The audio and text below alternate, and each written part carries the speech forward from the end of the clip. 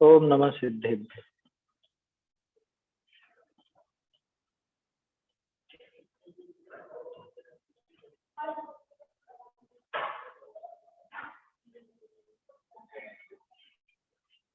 काउणनमुक्कारं जिणवरवसहस्रवर्धमानस्य दंसनमग्गमगोच्छामि जहाकं मम समासेन। श्रीमद्वीरजिनेश रवि मिथ्यातमहर्ता विघ्नहरन मंगलकरण वंदो वृषकर्ता। वाणी वंदो हितकरी जिन मुख नभते गाज। गणधर गणश्रुत भूझरी भूत वर्ण पद साज। गुरु गौतम वंदो सुविधि संयम तप धर और जिनते पंचम काल में वर्त्यो जिन मत दौर। कुंद कुंद मुनि को नमो कुमत ध्वांत हर भान। पाहुड़ ग्रंथ रचे जिन्हि प्राकृत वचन महान। प्राकृत वचन महान। ये कुंद कुंदाचार्य देव का महान ग्रंथ अष्टपाहुड़ है और दर्शन पाहुड़ की 27वीं गाथा पर अपन ने चर्चा की थी परसों। 27वीं गाथा में स्पष्ट आचार्य देव ने समझाया कि भाई देह से कोई वंदनीय नहीं होता, ना तो देह वंदनीय होती है और ना ही देह के कारण कोई वंदनीय होता। उसी तरह से न कुल वंदनीय होता है कि भाई उनका बड़ा कुल है वो वंदनीय है, उनकी जाति बड़ी है वो वंदनीय है। न कुल वंदनीय, न कुल की वजह से वंदनीय, न जाति वंदनीय, न जाति की वजह से वंदनीय, न शरीर वंदनीय, न शरीर की वजह से वंदनीय।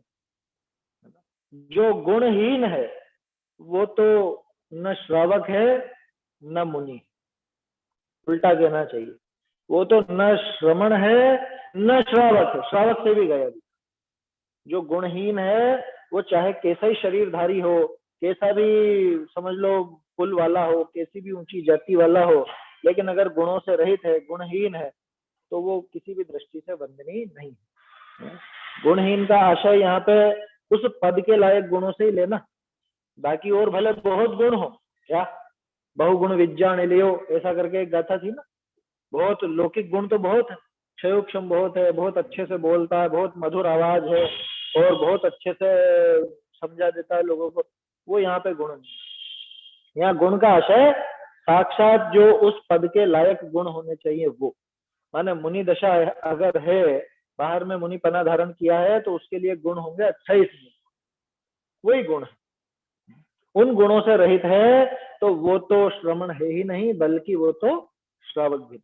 ऐसा 27वीं गाथा में आया था। तो अभी तक अपन ने ये देखा कि कौन कौन वंदनीय नहीं है, अथवा किस किस कारण से वंदनीय नहीं है, किस कारण से वंदनीयता नहीं आती। ये तो कल थोड़ी सी अपन ने चर्चा में भी ये बात की थी कि वंदनीय पना तो जैन दर्शन में वीतरागता के कारण, वीतरागता और सर्वज्ञता के कारण ही वंदनीय पना आता है, और किसी कारण से वंदनीयता नहीं आती। क्या कहा यहाँ, ये 27वीं गाथा तो अपनी हो चुकी। अब कहते हैं कि वंदनीय कौन है, उनकी भी बात कर लेते हैं। पहले एक बार 27वीं गाथा दोहरा लेंगे अपन, है ना, बोल लेते हैं, उसके बाद 28वीं पर। अणविदेहो वंदिजयी अणवीय कुलोणवीय जाई संयुक्तो को वंदमि गुणहीनो अणहु सवणोणेव सावो होई।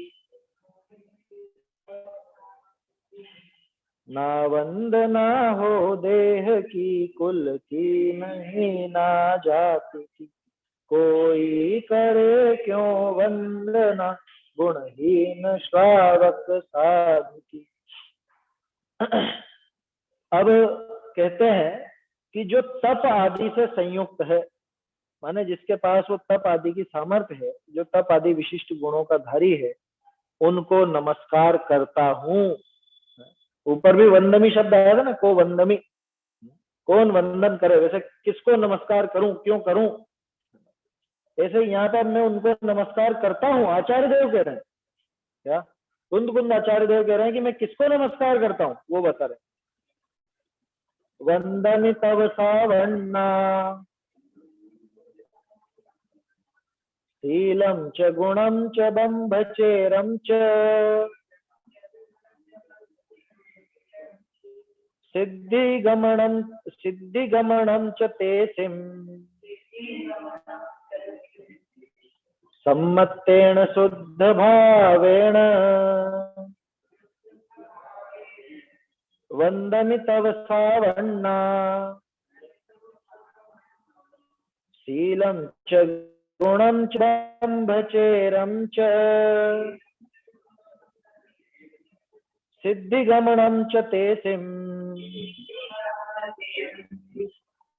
सम्मत्तेन शुद्ध भावेन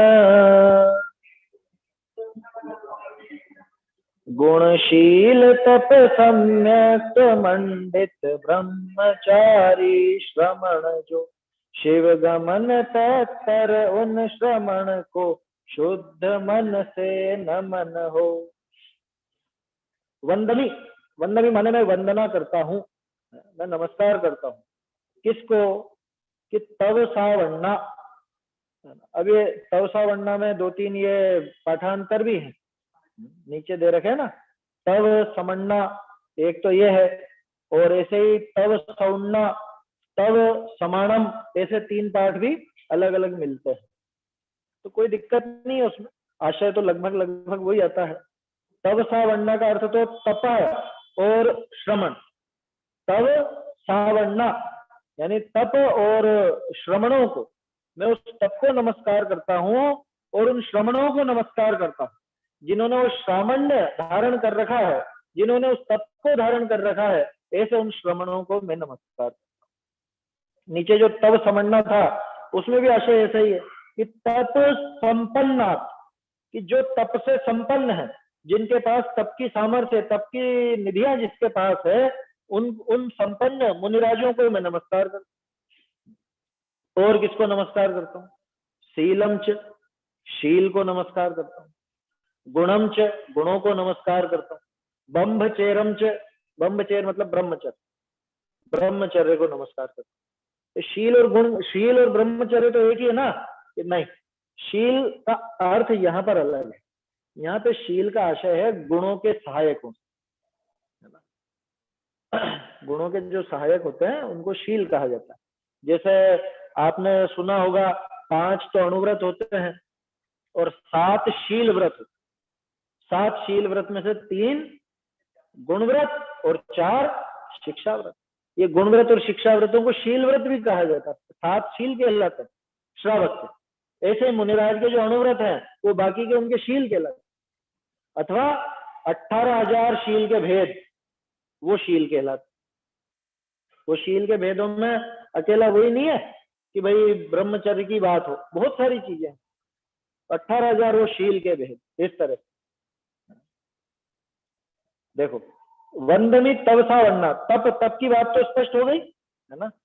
तप तो सभी जानते हैं, 12 प्रकार का तप, और उन तपों में भी फिर हर एक के अलग अलग भेद बहुत सारे होते हैं। तो उन तपों से जो संपन्न है ऐसे मुनिराज, ऐसे श्रमण, शील वो 18,000 शील, च गुणम, और वो जो गुण है मुनिराज के 28 मूल गुण वो वास्तविक गुण है, और 84 लाख उत्तर गुण भी होते हैं, उनको भी गुणों में शामिल किया।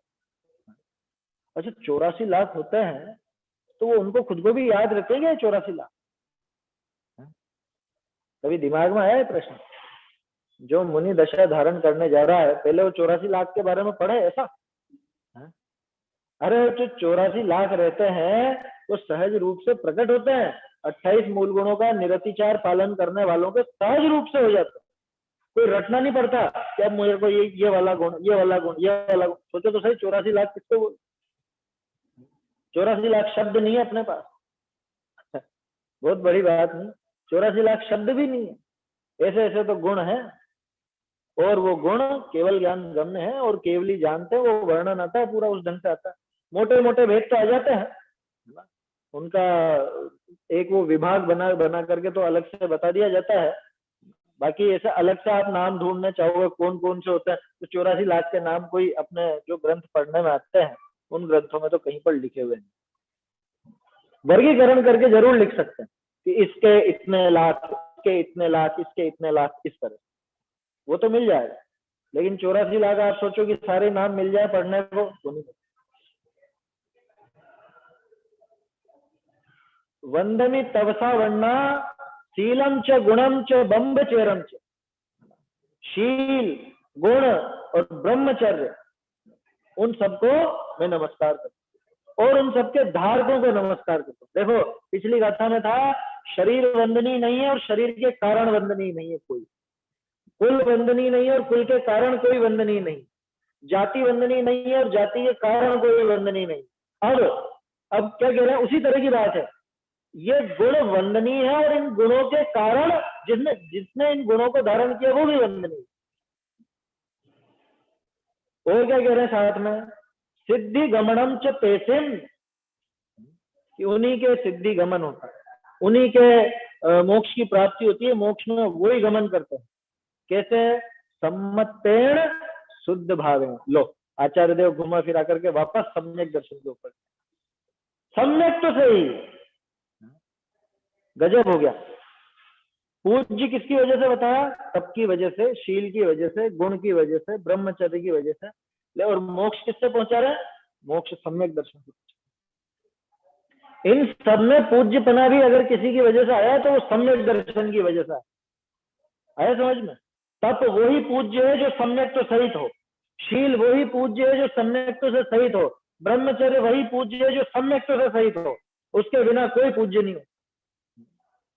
समझ में आ रही है बात। वो चाहे मूल गुण हो, चाहे उत्तर गुण हो, चाहे 18,000 शील के भेद हो या 84 लाख वो उत्तर गुण हो, वो सारे के सारे अगर सम्यक दर्शन रहित है। आज सुबह आया था ना वो पंक्ति आई तो थी, जिसके बिन ये क्या है, वो विधवा के श्रृंगार तुल्य सुंदरता श्रीहीन है, ऐसे न सुंदरता है न श्री है, उसमें कोई कल्याण नहीं, ऐसी दशा है।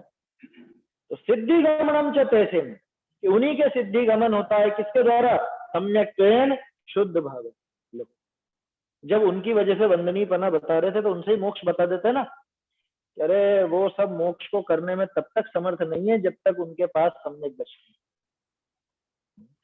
ये सम्यक दर्शन उन सबकी पहली सीढ़ी है, मोक्ष महल की पहली सीढ़ी, पहले बता चुके हैं 21वीं गाथा। मोक्षस्य परम सोवाणम, ऐसा आया था ना, परम सोवाणम मोक्षस्य। तो सिद्धि गमन भी इसी के द्वारा होता है, सम्यक दर्शन की ये महिमा है।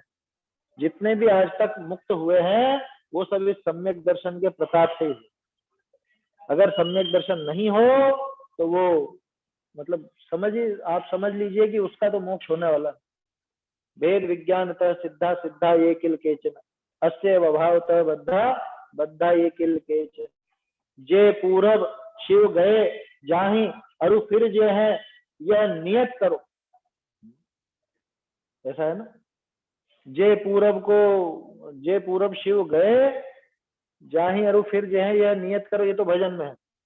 जे पूरब को शिव गए, ऐसे 3 भजन बताया ना पहले, दौलत राम जी ने 3 जगह प्रयोग किया, एक तो देव स्तुति में, एक इसमें 6 डाला ने भी।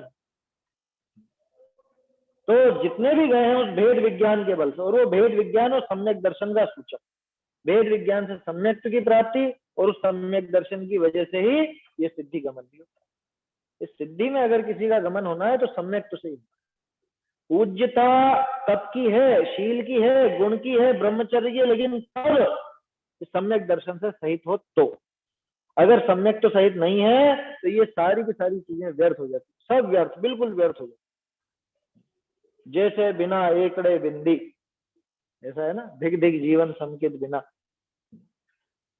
बिना एकड़े के जैसे बिंदी होती है, माने 0 लगा दो, मेरे पास 50 0 है, कि उसके आगे गिनती कितने लिखी हुई कि नहीं, बस 0 ही 0 है। कितना मोल है उसका? कुछ भी नहीं, शून्य। ऐसा है। देखिए अर्थ पढ़ते हैं इसका। आचार्य कहते हैं कि जो तप सहित श्रमण पना धारण करते हैं उनको तथा उनके शील को, उनके गुण को, व ब्रह्मचर्य को मैं सम्यक सहित शुद्ध भाव से नमस्कार करता हूँ, क्योंकि उनके उन गुणों से सम्यक सहित शुद्ध भाव से सिद्धि अर्थात मोक्ष के प्रति गमन। देखो जयचंद जी ने अर्थ निकाला, सम्मत्तेन शुद्ध भावेन को दोनों तरफ लिया।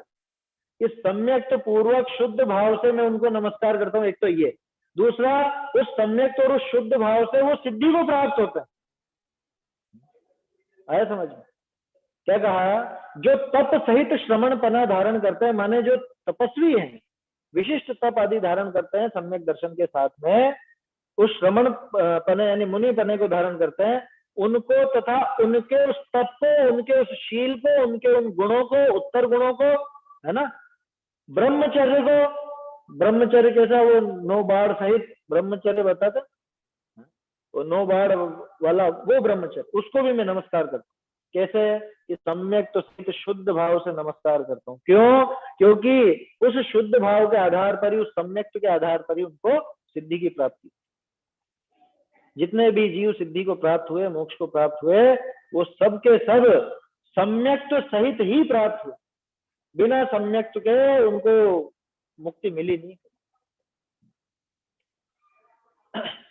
क्योंकि उनके उन गुणों से सम्यक सहित शुद्ध भाव से सिद्धि अर्थात मोक्ष के प्रति गमन होता है। उस शुद्ध भाव से मोक्ष के प्रति गमन होता है। बोलो। और यहाँ तो पता नहीं किस किस से हमने मोक्ष समझ रखा है कि मैं ऐसा कर लूं तो मोक्ष हो जाएगा, वैसा कर लूं तो मोक्ष हो जाएगा। बाहर की क्रिया मात्र से कुछ भी मोक्ष होने वाला नहीं है। सम्यक तो सहित शुद्ध भाव लिखा ना, सम्यक तो सहित शुद्ध भाव से। कि सम्यक तो सहित क्यों कहा? सम्यक तो रहित भी कोई शुद्ध भाव होता है क्या? कि शुद्ध भाव तो बिना सम्यक के कोई होता नहीं है। फिर भी तुम पता नहीं किस किस को मान लो, इसलिए उन्होंने कहा सम्यक तो सहित, वो शुद्ध भाव भी सम्यक तो सहित चाहिए। आया समझ में? शुद्ध भाव वीतराग भाव का दूसरा नाम, और वो सम्यक दर्शन के बिना प्रकट नहीं होती। ये सम्यक की महिमा दिखाने के लिए आचार्य देव ने सम्मत्तेन शुद्ध भावेन, सम्यक से और शुद्ध भाव से, ये दोनों का जब मिलाप होता है तभी वो मोक्ष मार्ग में आगे बढ़ता है और सिद्धि को प्राप्त होता है। क्योंकि उनके उन गुणों से सम्यक सहित शुद्ध भाव से सिद्धि अर्थात मोक्ष के प्रति गमन होता है। मोक्ष के प्रति गमन ही उस जीव का होगा जिसने सम्यक दर्शन प्राप्त किया। सम्यक के बिना और कोई उपाय लिखा हो आचार्यों ने, या और कोई जीव आज तक सम्यक के बिना मोक्ष पहुंच गया हो तो बता। आचार्य देव तो खुला कह रहे हैं यहाँ पे, सिद्धि गमनम च तेसेन सम्मत्तेन शुद्ध भावेन। उन्होंने नहीं लिखा कि तू इतना दान देगा तो मोक्ष होगा, उन्होंने नहीं लिखा कि तू इतना उपवास करेगा तो मोक्ष होगा, तू इतनी यात्राएं करेगा तो मोक्ष होगा, तू इतनी पूजाएं करेगा तो मोक्ष होगा, तू इतनी इतनी बाहर की क्रियाएं करेगा तो मोक्ष होगा। नहीं लिखा। उनने कहा सम्यक और शुद्ध भाव से ही मोक्ष। तो फिर छोड़ेगा वो सब? कह रहे ये कैसी मूर्खता जैसी बात, इसमें छोड़ने और नहीं छोड़ने की बात ही नहीं। वो तो अपनी भूमिका अनुसार सारे के सारे भाव आते हैं। यहाँ तो ये समझा रहे हैं कि वास्तव में उनमें से मोक्ष का कारण कौन था। अच्छा, शास्त्र पढ़ने से तो हो जाएगा है? कि मैं कुंद आचार्य के पूरे 84 पाहुट ढूंढ के पढ़ लूं और रटन कर लूं पूरे, तब तो हो जाएगा है? अच्छा, द्वादशांग का पाठी हो जाऊं तो? द्वादशांग के पाठी को तो होता है ना मोक्ष। तो द्वादशांग के पाठी को मोक्ष होता है, तो उसमें द्वादशांग का पाठी होना ये मोक्ष का कारण है कि वो सम्यक दर्शन और उनका वो शुद्ध भाव मोक्ष का कारण? देखो, द्वादशांग के पाठी वो है, ये उनकी विशेषता है, लेकिन उसकी वजह से कोई वो मोक्ष नहीं है, ये पक्का कर लेना। क्या? जो श्रुत केवली है वो इतने ज्ञानी है, विशिष्ट ज्ञानी है, पूरे द्वादशांग का उनको ज्ञान है, इतना ज्ञान है कि उनको केवली के बाद उन्हीं का नंबर, श्रुत केवली ऐसा कहा। लेकिन श्रुत केवली पने से मोक्ष नहीं हुआ, क्योंकि श्रुत केवली पने से अकेले मोक्ष हो जाता तो फिर ये सम्यक दर्शन आदि की तो बात ही नहीं। और फिर दूसरों को नहीं होता, फिर तो शिवभूति मुनिराज को नहीं होना चाहिए, उनको तो थोड़ा भी याद नहीं रहता था। समझ में आई बात? तो सम्यक तो, और वो शुद्ध भाव, सम्यक तो श्रद्धा गुण की सम्यक करे, और शुद्ध भाव वो चारित्र गुण की सम्यक करे। ये दोनों हो गए। ये ज्ञान को क्यों छोड़ दिया बेचारे कि ज्ञान बिना ये काम होगा नहीं, ज्ञान आएगा ही आएगा, है ना। बिना जाने का श्रद्धान गधे के सींग के समान है, और बिना जाने की क्रिया वो भी नहीं चलती। बिना जाने की क्रिया वो भी उटपटांगी होगी, वो मिथ्याचारित्र ही कहलाए। इसलिए ज्ञान तो इनमें शामिल ही है। सम्मतेन शुद्ध भावेन, आया समझ में? तो सम्यक और चारित्र दोनों की बात आ गई, क्योंकि मोक्ष कहना है ना, तो अकेला सम्यक भी नहीं कहा, अकेला शुद्ध भाव भी नहीं कहा, दोनों को शामिल। फिर भी मुख्यता किसकी? मुख्यता सम्यक की, है ना, क्योंकि उसके बिना तो शुद्ध भाव का अस्तित्व भी नहीं आए। बिना सम्यक दर्शन के शुद्ध भाव का अस्तित्व नहीं, ऐसा समझ। और बिना शुद्ध भाव के सम्यक का अस्तित्व है? वो तो कदाचित बन जाएगा। कैसे बन जाएगा? कि भाई पहली बार सम्यक दर्शन होगा तब तो शुद्ध भाव साथ में होगा, ये पक्की बात, वो अनुभव होगा। लेकिन वो शुद्ध भाव आगे कदाचित ना चले, कोई दिक्कत नहीं, लेकिन सम्यक तो निरंतर बना रहता है। शुद्ध भाव में तो जीव कभी कभार ही आता है, लेकिन वो सम्यक की धारा निरंतर चलती है, ऐसा। इसलिए सम्यक तो वास्तविक उपाय है मोक्ष का, सम्यक दर्शन वास्तविक उपाय है ना। और वंदनीय तना जिन जिन से बताया, उनसे भी इसलिए बताया कि सम्यक के साथ है, नहीं तो वही शील, वही तप, वही गुण, वही ब्रह्मचर्य, बिना सम्यक के कुछ भी पूज्य नहीं, उनमें पूज्य बनाते हैं। जिन गुणों के कारण यहाँ पूज्यत्व दिखाया ना, वो सब इसीलिए इसी से संभव है कि उसके साथ संभव वहां पे सम्यक। अगर सम्यक तो साथ में नहीं है तो वो बिल्कुल भी पूज्य नहीं रहे, और सम्यक तो अगर साथ में है तो वो सब पूज्य हो जाते हैं।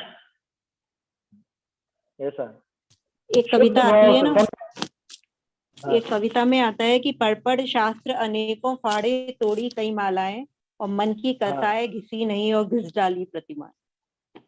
हाँ सही है। वहां पे हालांकि कषायों के ऊपर जोर दिया है ना, कषायों से बचने का, कषायों को मिटाने का उपाय बता, लेकिन कषाय भी मिटेंगी कैसे? हम तो बच्चों को ये पढ़ाते, तोड़रमल जी ने ये सिखाया कषाय पैदा कैसे होती है और मिटेगी। ये तत्व ज्ञान के अभ्यास, बिना सम्यक दर्शन के कभी कषाय मिटेगी नहीं।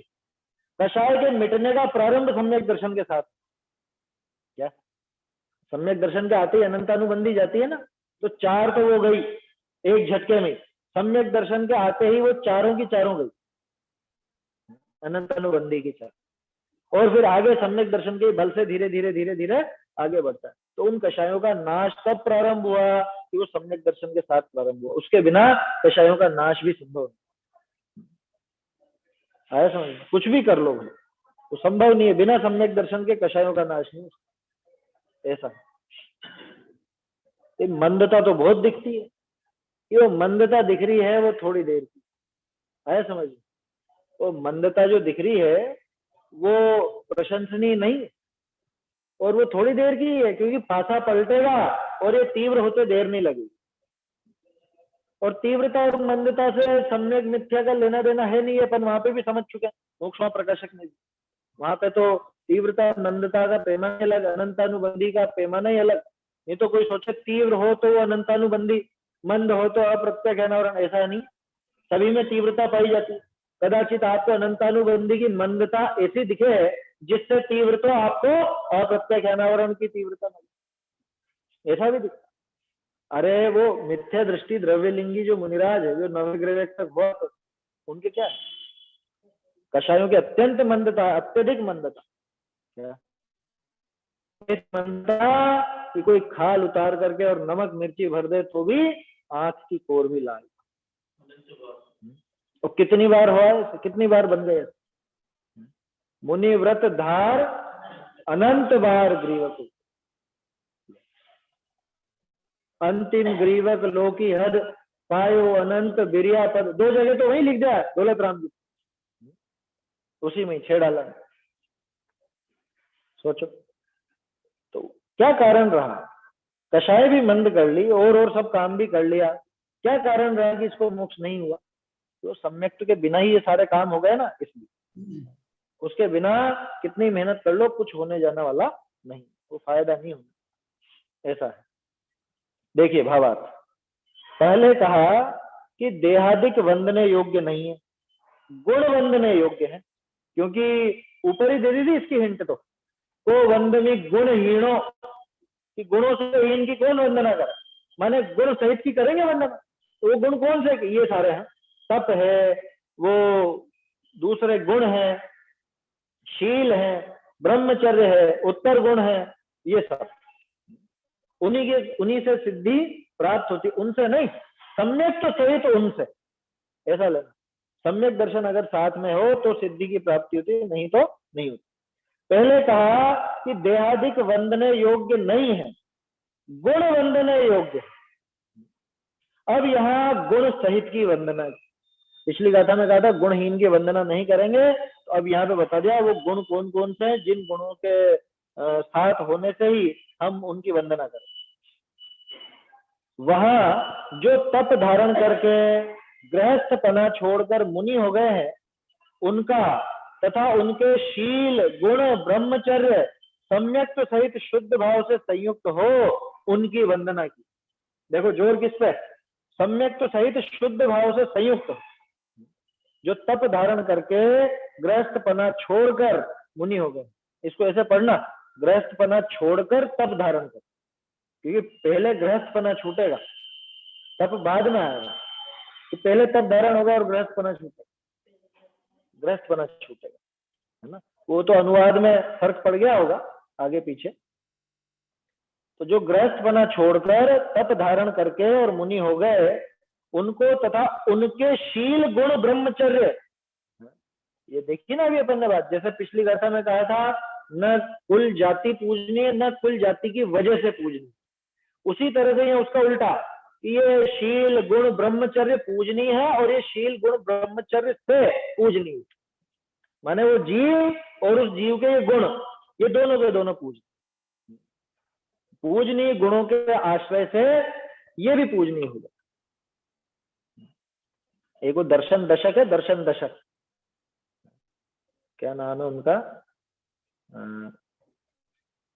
जौहरी लाल जी का है क्या? नहीं, जौहरी लाल जी का नहीं, नाम भूल गया मैं उनका। उसमें आती है ऐसी पंक्ति, देखनीक लखी रूप वंदी करी वंदनीक हो, पूजनीक पद पूज ध्यान करी ध्यावनीक ध्रुव। कि भगवान का स्वरूप कैसा, कि ऐसा कि उन पूजनीक पद को पूज करके हम खुद पूज्य बन जाते है ना, वंदनीक हो जाते हैं वंदन करके, उनको वंदन करके हम वंदनीय हो जाते। पूजनीक पद पूज ध्यान करी ध्यावनीक ध्रुव, और उनका ध्यान करे तो खुद ही ध्यावनीक माने ध्यातव्य हो जाते हैं, ध्रुव हो जाते हैं, सिद्ध हो जाते हैं। सिद्धों का ध्यान करना, दर्शन दशक है, अभी नाम ध्यान आया था, साहिब राय, लखी साहिब राय सो आंख सो सरदा तारण हार है, ऐसा बढ़िया है, बहुत सुंदर है, पढ़ने लायक, ऐसा स्तुति है वो तो एक तरह से, उसमें आता है शुरू में, बहुत बढ़िया है स्तुति। मंदिर के लिए जब गमन करते हैं तब कैसा होता है, कियो भोन ते गौन मिटी आरत संसारी, राह आन तुम ध्यान फिकर भाजी दुखकारी। इस तरह की बहुत बढ़िया सुंदर सुंदर पंक्तियां हैं उसमें, दर्शन दशक नाम है। 11 छंद है वैसे तो, बाकी 10 मुख्य है उसके, तो इस वजह से दर्शन दशक का। देखो तो क्या कहा यहाँ पे कि वो गुण भी पूज्य और उन गुणों के धारक भी पूज्य, वास्तव में उन गुणों को धारण करने की वजह से ही वो पूज्य हुए। वहां जो तप धारण करके गृहस्थपना छोड़कर मुनि हो गए हैं, उनको तथा उनके शील गुण ब्रह्मचर्य सम्यक सहित शुद्ध भाव से संयुक्त हो, उनकी वंदना की है। जो इन गुणों से सहित हो उन्हीं की वंदना की गई। यहाँ शील शब्द से उत्तर गुण और गुण शब्द से मूल गुण तथा ब्रह्मचर्य शब्द से आत्म स्वरूप में मग्नता समझना। आ गए ना सारे के साथ। शील शब्द से उत्तर गुण, कौन से? 18,000 उत्तर गुण आए समझ में? 18,000 शील कहे जाते हैं ना। शील का अर्थ यहाँ पे ब्रह्मचर्य से नहीं, ऐसे 84 लाख 18,000 तो शील के भेद और 84 लाख उत्तर गुण, ऐसे बताया जाए। तो शील का अर्थ अकेला ब्रह्मचर्य से नहीं है वहां पर। शील माने उन मूल गुणों के सहायक गुण। जैसे अभी अपन ने बात की थी अणुव्रत और शील व्रत, तो गुण व्रत और शिक्षा व्रतों को शील व्रत भी कहा जाता है। ऐसे ही मुनिराज के जो समिति आदि है, इनको भी शील कहा जाता है। क्या? ये महाव्रत में सहायक है इसलिए। तो शील शब्द से उत्तर गुण और गुण शब्द से मूल गुण। गुण का अर्थ ही मूल गुण। तो पिछली गाथा में जो गुणहीन आया था वो वास्तव में मूल गुणों से हीन है ना। अन्य कोई गुण की बात मत लेना कि बहुत समझदार हो, बोलने में एक्सपर्ट हो और सुंदर हो, अच्छी आवाज में गाता हो, वो गुण नहीं, बल्कि उस पद के लायक गुण माने मूल गुण है ना। पिछली गाथा में भी गुण का अर्थ मूल गुण से ही था। उन मूल गुणों से जो हीन हो वो श्रमण नहीं है, वो श्रावक भी नहीं। कह रहे साहब 3-4 घट रहे हैं इनके, तो श्रावक की पदवी तो मिलेगी। कह रहे वो मुनि भी नहीं है, वो श्रावक भी नहीं, ऐसा तो पिछली गाथा में था। अब ऐसे यहाँ पे गुण माने मूल गुण और ब्रह्मचर्य से निश्चय ब्रह्मचर्य माने आत्म स्वरूप में मग्न। ब्रह्म नाम आत्मा, ब्रह्म में जो चर्या हो, ब्रह्म में जो चरण हो, है ना, उसी में लीन होना, उसका नाम ब्रह्मचर्य, ऐसा समझना। चलिए आगे देखते हैं।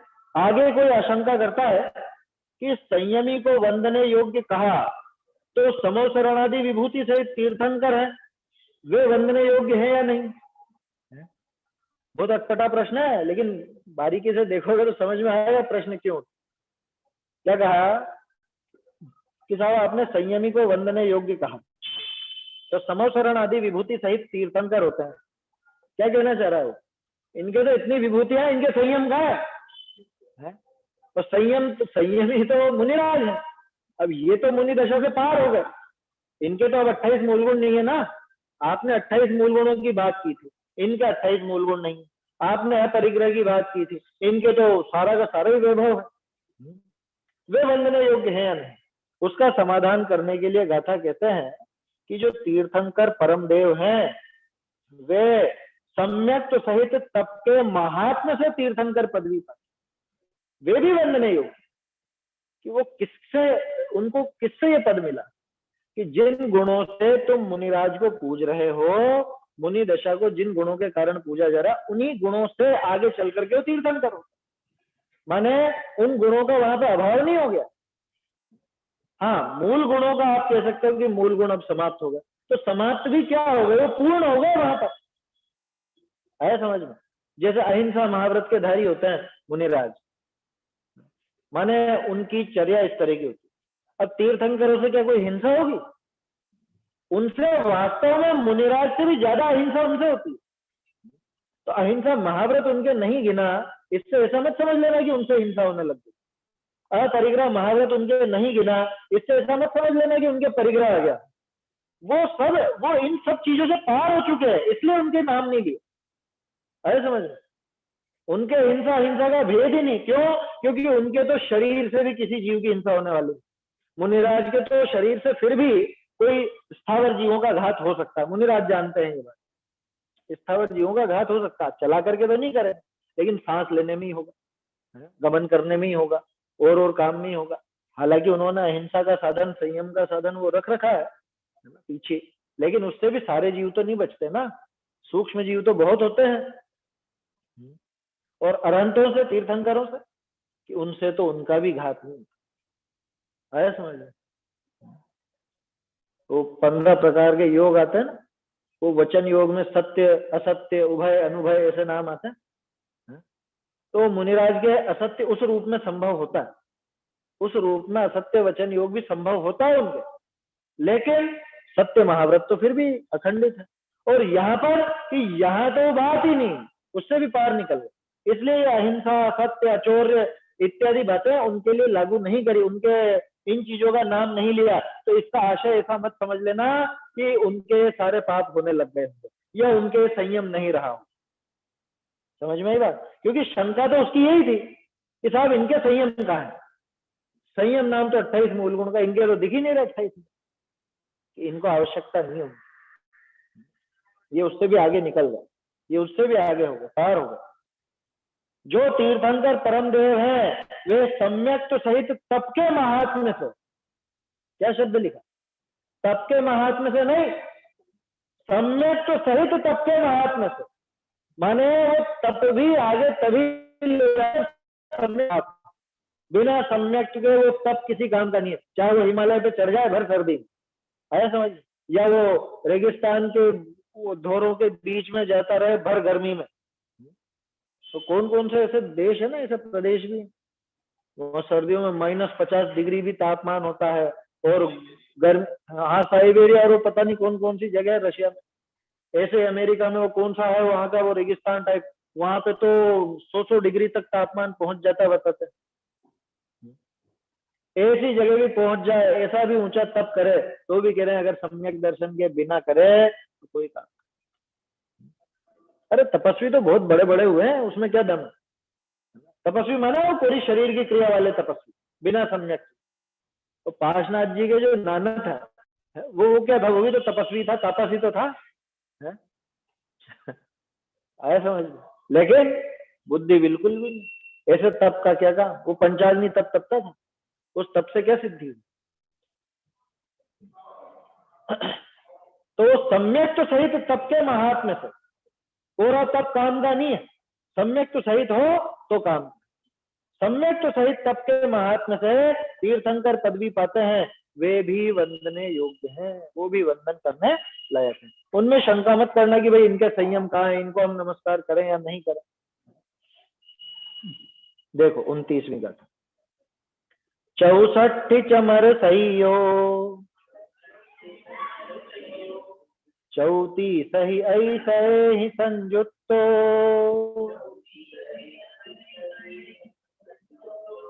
अणवर बहु सत्तहियो कम्मख्य कारण निमित्तो 64 चमर सहियो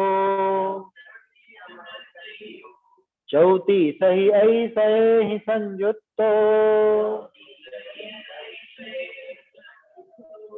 अणवर बहु सत्तहियो कम्मख्य कारण निमित्तो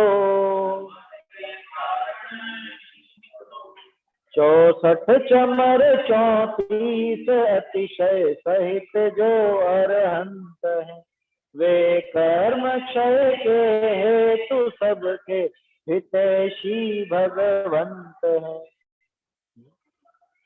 सरल लगा था बिल्कुल, 64 है ना। देखो भाषा कैसे बदलती है, ये आप प्राकृत से समझ सकते हो।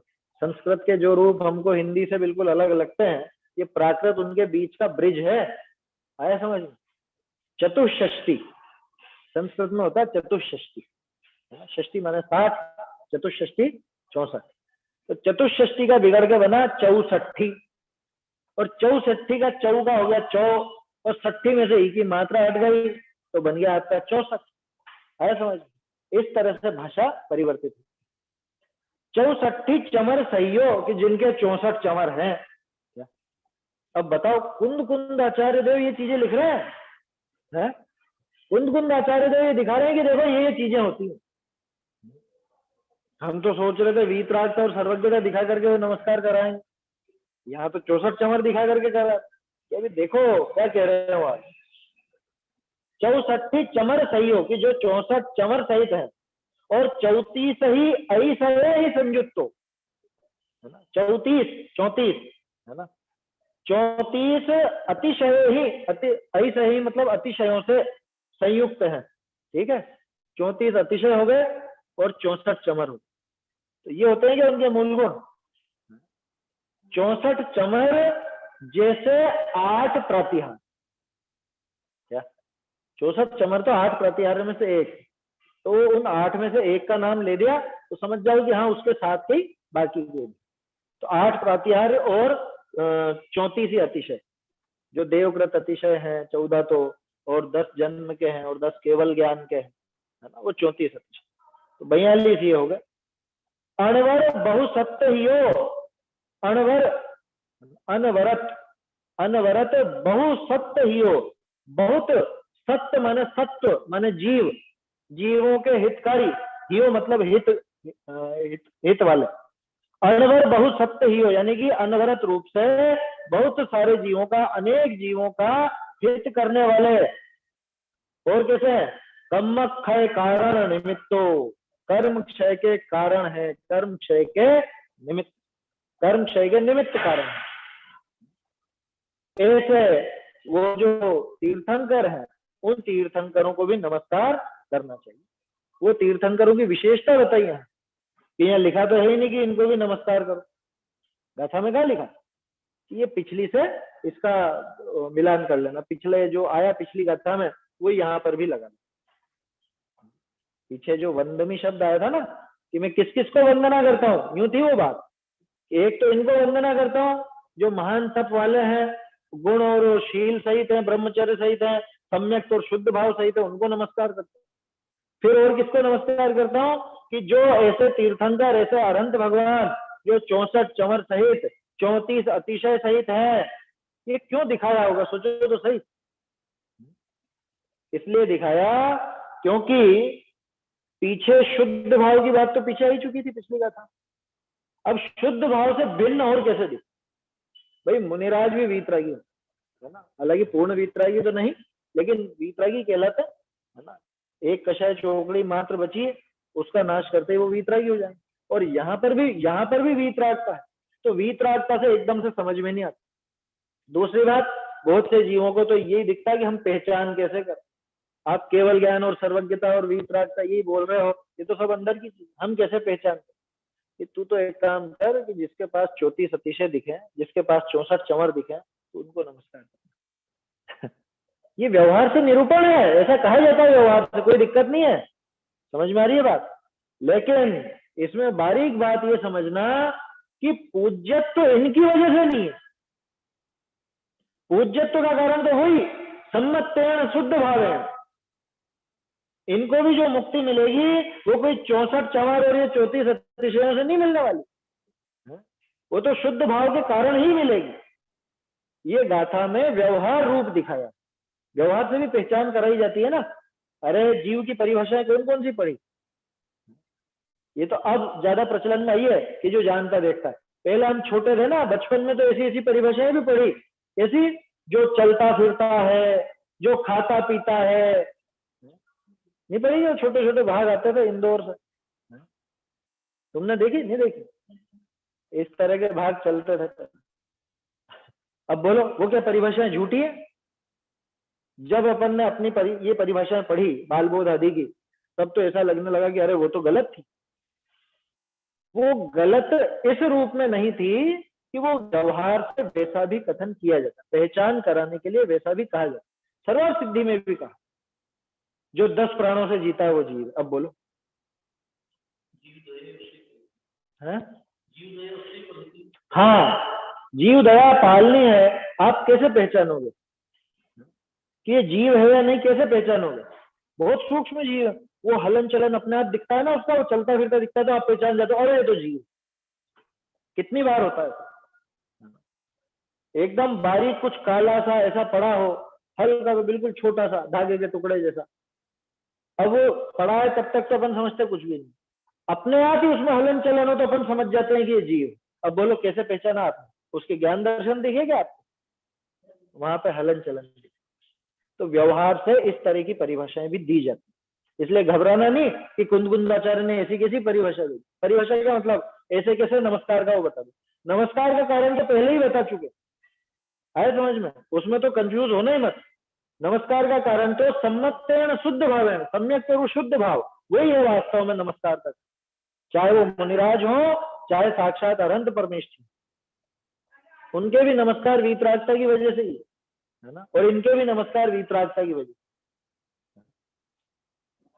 अनवर बहुत सत्य ही हो, कम्मक है कारण निमित्तो, कि वो अनवरत बहुत जीवों का हित करने वाले हैं और उनके कर्म क्षय में कारण बनते हैं, ऐसे निमित्त रूप है वो भगवान, तो वो भी नमस्कार करने लायक है। इसमें एक पाठांतर मिलता है, अनवर की जगह अणचर मिलता है, तो उनके जो अनुचर हैं, बहुत से जीव उनके अनुचर हैं, उनका हित करने वाले, ऐसा उसका अर्थ निकलता है।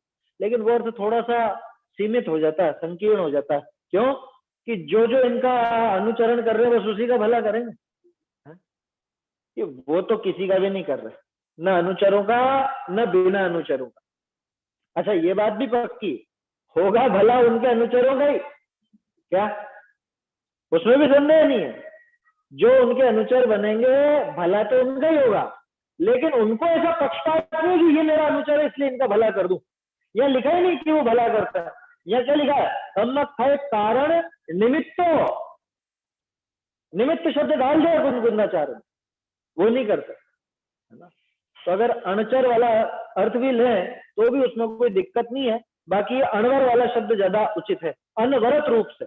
अनवरत भला करते हैं सभी जीव, भला करते हैं का मतलब भला करने में निमित्त है, उनके कर्म क्षय में कारण बनते हैं, कर्म क्षय के निमित्त कारण है, ऐसा उसका आशय समझना चाहिए। इसका अर्थ और भावार्थ अपन कल देखेंगे, है ना। अभी तो समय हो गया है, गाथा बोल लेते हैं एक बार।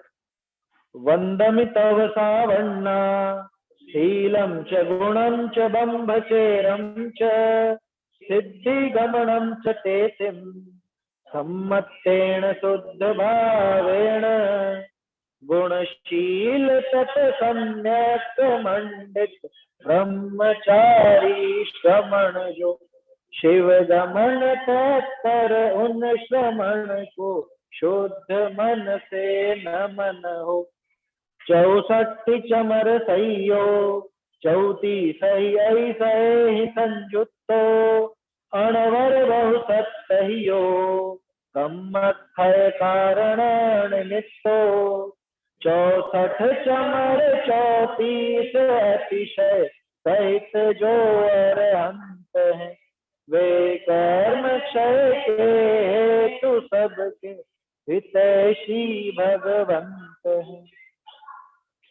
चैतन्य का स्मरण प्रतिक्षण ही करो रे भव के अनंत दुख को क्षण में हरो रे अक्षय अनंत निज सौख्य निधान पाओ गाओ अरे नित इसी के गीत गाओ।